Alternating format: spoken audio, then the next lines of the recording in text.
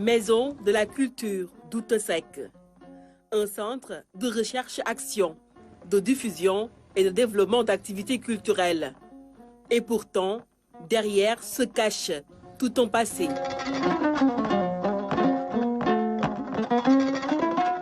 Mamadou Dia, ancien président du Conseil, fut son premier locataire sénégalais. Le président Dia y habitait.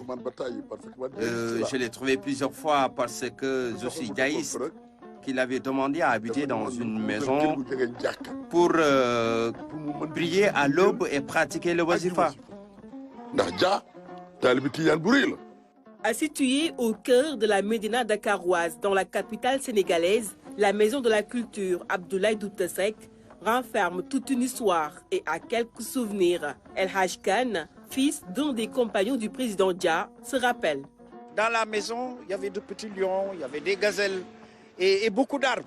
La variation des arbres et la multiplicité des arbres faisait que nous, on courait dans ces arbres-là, on s'y cachait et on faisait ce qu'on appelle le dordaché. Quand il sortait, tout le monde savait que c'était le président du conseil, car la maison c'était le marché de laine. Tout le monde applaudissait et parfois, il descendait même pour leur serrer la main.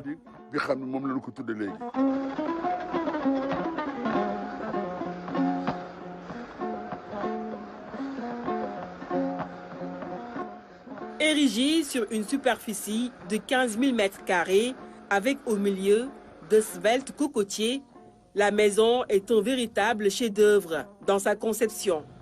Ce petit palais, jadis était également appelé Kër Maodo ou encore Résidence Dia. Elle a été bâtie en 1933. Ses bureaux faisaient autrefois office de chambre.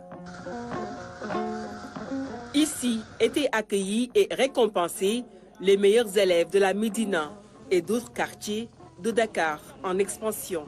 Il y avait l'école de la Médina, où Alassane Alou, qui habitait à la rue 5, qui était l'ami de Dia, faisait de telle sorte que, d'abord l'école, ensuite les autres établissements.